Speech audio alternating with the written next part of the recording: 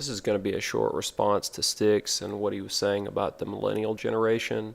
I think, like he does, that any kind of characterization about people in that age bracket in the United States is wrong-headed.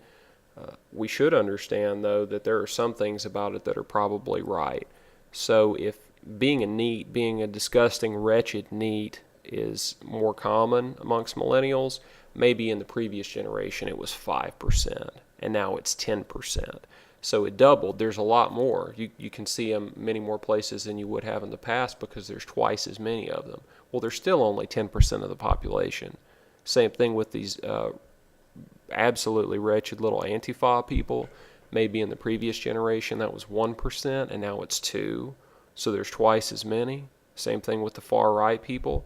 Back when George Lincoln Rockwell and those guys were running around, maybe there were 100 or 200 people like that. Now there's 10,000. If you think about the so-called Beat Generation, we're talking about a dozen people, probably, the core members, who supposedly defined this whole generation. Well, that's a bunch of garbage.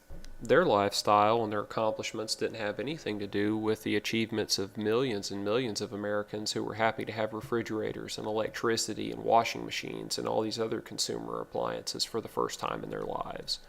It's the same thing as the lost generation. Those guys, those men and women who went to Paris, Hemingway and Dos Passos and all those other people, that was a really small group. Tiny, tiny group of people. Now, they were influential. They were associated with the arts and literature, and they had great achievements, but their life experiences didn't really reflect on America at large.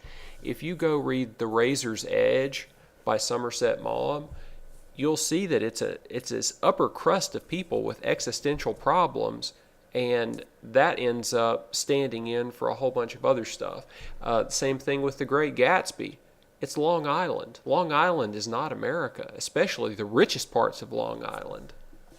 My point is mainly to say that most people in the millennial generation are going to be exactly like the generation before them, and before them, and before them, and before them. If things change that rapidly, human society would have already collapsed.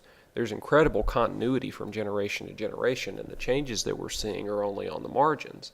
That being said, those changes are the things that define our era. They set the agenda. They're the most important thing that's going on and the things that we'll be talking about.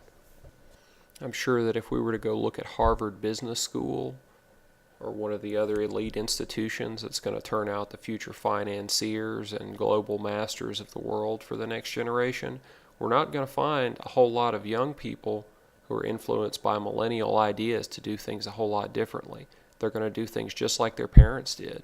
Maybe they'll recycle a little bit more, or they'll donate some money to some progressive causes or whatever the hot button issues of the day are. But for the most part, they're going to be doing exactly what their parents did. Maybe different on the margins. Maybe they'll be a transgender financier, but they'll still be sucking the lifeblood out of all the working people on planet Earth. I think the number one thing about millennials, and I just hate that term. I hate it so much, but sometimes we're forced to use terms we don't like because that's what the language is. So for the people in the millennial generation, and Styx has talked about this a lot, and so have many other people, but I basically like the way that he sets it out. The thing that's the most different is the availability of technology like VidMe, like YouTube, like all this stuff that lets people put their ideas out there in a fairly democratic way that hasn't existed before. You don't have to go through machine politics. You don't have to have money. You don't have to have corporate sponsorship. You don't have to be approved by some sort of political or cultural gateway. You just put your stuff out there, and if people like it, they pick it up, and if they don't, it gets 0 views, like my videos get so far. Maybe that'll change. So if there's anything special going on with this generation, maybe it's the ability for the ideas to come out democratically, hybridize, and be accepted by more of a democratic ideal rather than we're going to do a focus group and we're going to put this out there, and if it doesn't do well, we're going to pull it after a few episodes, and then we're going to try again next time. So more or less the Hillary Clinton campaign style of media and ideas. I think that's what has been going on in the United States since anyone who's alive today can remember. That's the established paradigm, and things have started to change. With all the stuff that Styx and Varg are talking about right now, with YouTube going more corporate and getting pulled into this other sphere, that's dangerous, and that's jeopardizing one of the few good things that's going on.